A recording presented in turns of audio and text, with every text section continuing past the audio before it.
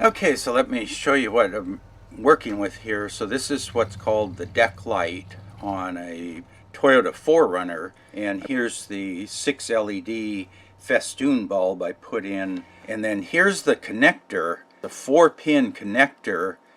And if you look here, there's 2 red wires on the top, and then there's a white and a red wire on the bottom. So the 2 top wires there, that's your travelers with the power. So one of these 2 wires will have power on it coming from the deck light switch up front. This is the ground wire coming from the deck light switch, because this is just floating. It screws into the plastic side panel, so there's no metal connection here. That's why you have to have a ground wire. And then this wire down here goes back to the deck light switch on the dash to turn the indicator light on and off. The reason I have this switch out of the truck is that I went to hook this all up the other day and I couldn't get it to work. Had my 12-volt light that I just put in. I hooked up some connectors to plug in there, and I was getting power here on these wires, but the light itself wouldn't come on. Playing around with it, nothing happened. So let me plug my power back in. So I have my ground right there, and I'll just switch to one of the 2 here. And there, now you can see, once I have the power hooked up, it works. Before I cleaned the switch contacts here, you could kind of fiddle with the switch and it would turn on the light every once in a while. So I hadn't used this very much because the trouble light that I had plugged in to this wire didn't really work very well. So I just kind of stopped using this thing. And I think over the years the contacts in here just got dirty or oxidized and they wouldn't switch reliably. But now they switch. And let's see, this bulb here is about 50 milliamps, and I'll plug in my new deck light here.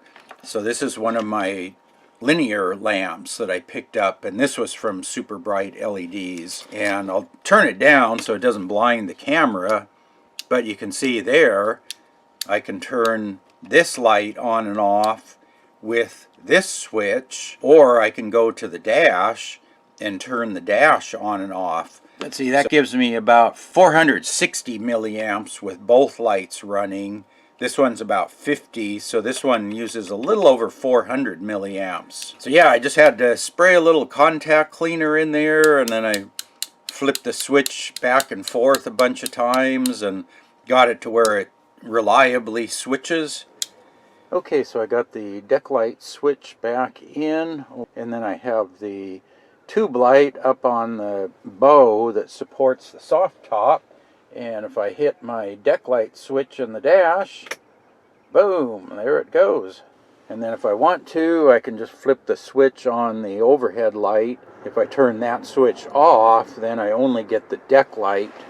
Like I said, the deck light itself is pretty useless because it's so down low and it's behind the factory roll bar, and then I have my high lift jack over there, so the deck light is not very useful. But the nice thing is it's got the switch in it, 3-way switch, so I can turn the light on here in the front, and then I could go in the back and turn the switch back there off. And then let me show you the switch up front here.